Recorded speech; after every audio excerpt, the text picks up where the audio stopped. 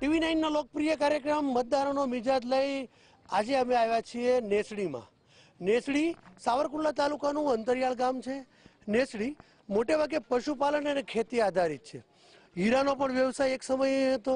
શું છે અહીંના લોકોની સમસ્યા? આપણી સાથે છે નેસડીના ગ્રામજનો, નેસડીના લોકો, ચૂંટાયેલા પ્રતિનિધિઓ, સરપંચો, આ ઉપરાંત અલગ અલગ જે મતદારો છે। આપણે એમને સૌથી પહેલા પૂછીએ, અર્જુનભાઈ, નેસડીની સમસ્યા કેવી છે? सांसदનું કામ કેવું છે? सांसद છેલ્લા 10 વર્ષથી અહીંયા છે અને તદ્દન નિષ્ફળ ગયેલા સાંસદ છે। કોઈ પણ જાતની કામગીરી નથી, માત્ર ને માત્ર વાતોના વડા કર્યા છે, કોઈ પણ જાતનું કામ કર્યું નથી। સંસદ સભ્ય સદંતર નિષ્ફળ છે, સરપંચ છે ભાજપના, એ બધી વાહિયાત વાત છે। આ સાંસદ શ્રી નારાયણભાઈ કાછડિયાએ લોકસભામાં વધારેમાં વધારે હાજરી આપેલી છે અને અમરેલી જિલ્લાના તમામ પ્રશ્નો ત્યાં રજૂ કરી અને આ જિલ્લાને આજ દિન સુધી કોંગ્રેસના શાસન વખતે જે સુવિધા નથી મળી, બધી વંચિત રહેલા જિલ્લાને તમામ સુવિધા પૂરી પાડવામાં નારાયણભાઈ કાછડિયાએ જાન રેડ્યું છે। અને કોઈ પણ ગામ એવું નહીં હોય કે જે એને અહીંયા એનું કામ નહીં કર્યું હોય। એનું કામ તો એટલું ઝડપી છે કે એને આજે લોકો 108 કહીને બોલાવે છે। 108 કહે છે આ સંસદ સભ્યને 108। તમે વાત માનો છો? એ વાત તદ્દન ખોટી છે સરપંચ શ્રી। હજી સુધીમાં 10 વર્ષમાં ક્યારેય સંસદ શ્રી અમારા ગામમાં આવ્યા નથી। સંસદ સભ્ય નિષ્ફળ ગયા છે, ક્યારે આવ્યા જ નથી એવો આરોપ। ના, એ તદ્દન વાત ખોટી છે। હમણાં આયુષ્માન ભારતના કાર્ડ વેચવા માટે પણ પહોંચે જ હાજરી આપી હતી અને વીવી સાહેબ સહિતના તમામ આગેવાનો અને 3-4 વખત કોઈને ત્યાં મરણ થઈ ગયું હોય તો પણ દોડીને ત્યાં આવી જાય છે। એટલે અમારા ગામમાં તો સતત એની હાજરી હોય જ છે।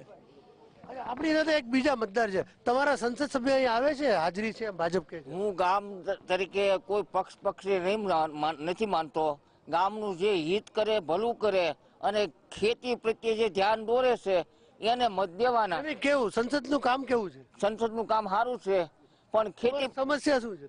સમસ્યા પૂરતા ભાવ મળતા નથી, પાક વીમો મળતો નથી અને સિંગનો પાક વીમો આપ્યો તો કપાસવાળાએ શું ગુનો કર્યો? કપાસવાળાને ઈ ખેતરમાં પાકે, સિંગે ખેતરમાં પાકે। 3% વીમો આપ્યો છે, 3%। હું તો એમ જોવો તો ખરા, આ 3% અને આ 35% કપાનો આપ્યો છે, એમાંથી કઈ આવ્યું જ નથી। સિંગનો 45 મળ્યો, કપાનો નથી।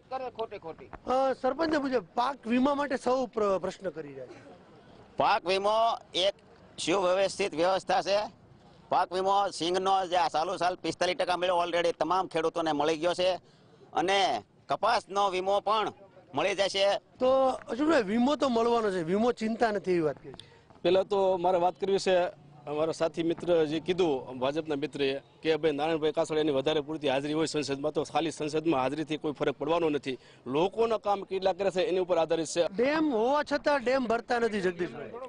અમારા સંસદ સતત અમે ગમે ત્યારે રાતના 1:30 વાગે 2 વાગે ફોન કરી અમને જવાબ આપે છે। અમારો પાણી ડેમમાં પાણી નથી રહેતું। પાણી ડેમમાં નથી રહેતું એનું કારણ એ છે ઉપર વરસાદ નથી અને વરસ મોડું થાય છે, એના હિસાબે પાણી ડેમમાં આવતું નથી। એક સમયે નેસડી પાસ આંદોલનનું એપિસેન્ટર હતું। સૌથી વધારે આક્રમક આંદોલન, પાટીદાર આંદોલન અહીં થયેલું। હજી પણ એક મિત્ર પાસ જય સરદાર લખેલી ટોપી પહેરી રહ્યો છે। હવે હાર્દિક કોંગ્રેસમાં જોડાઈ ગયો છે, તમે એકલાય આંદોલન ચાલુ રાખ્યું છે? હાર્દિક ભલે કોંગ્રેસમાં જોડાણો હોય, રેડી, તો તારીખું કેમ પડે છે? કેસ પાછા ખાઈ લીધા એમ કહે છે। અમે હાર્દિકને ક્યારે કહ્યું કે હું હજી જેલમાં જવું પડે મારે? બધાને આવે છે, એને આવે છે, મારે આવે છે, તારીખો બધાને આવે છે ક્યારે। તો હવે શું લાગે, કોંગ્રેસ આવશે તો તમને ફાયદો છે? કોંગ્રેસ આવે તો ભાજપ આવે, જે વાયદો કર્યો કેસ પાછા ખેંચી લે। તો પાટીદાર આંદોલન કેટલાક સામાન્ય મતદાર મિત્રોને પૂછીએ, તમને શું લાગે છે આ વખતે ચૂંટણીનો મુખ્ય મુદ્દો શું રહે? તમારે અહીંયા સમસ્યા શું છે નેસડીમાં? નેસડીમાં ઘણો બધો વિકાસ થયો છે અને હજી પણ ભાજપની સરકાર રહેતા વિકાસ થશે જ। મુખ્ય મુદ્દો વિકાસ અને વિકાસ છે। તમને શું લાગે છે વિકાસ મતદારોનો મુખ્ય મુદ્દો શું રહે છે? મતદારોનો મુખ્ય મુદ્દો વિકાસ જ છે અને વિકાસ જ રહેવાનો છે અને બધા નારાયણભાઈ તરફી જ છે। વિકાસ થઈ રહ્યો છે, લોકો ભાજપથી ખુશ છે, તમે સહમત છો?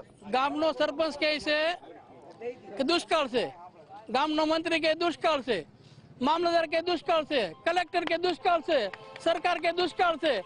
છતાં વીમા કંપની 22% વીમો આપે છે, 75% વીમો મળવો જોઈએ અને 22%, તો આ વિકાસ કહેવાય કે ન કહેવાય? ખેડૂત ખુશ છે. ખેડૂતો ખુશ છે અને બીજો હપ્તો પણ આવવાનો છે. વર્ષમાં 3 હપ્તા લેખે 6,000 રૂપિયા આપવાના છે. મોદી સિવાય છૂટકો નથી, તમે માનો છો? ના એવું કાંઈ છે નહીં, ખોટી વસ્તુ છે. એમાં તો એ વાતો વણગા નકરા કાંઈ છે એવું થોડું. કામનું તો પડો 2,000 રૂપિયાનું શું આવે? 15,000 રૂપિયા ખાતા નાખ્યું, કાંઈ નાખ્યું નહીં. 15 લાખ. 2,000 રૂપિયા એક ખેડૂતની મશ્કરી કરેલ છે. 2,000 રૂપિયા એટલે હું કાંઈ ન કહેવાય. વધુ એક મિત્ર, નેસડીમાં સમસ્યા શું છે?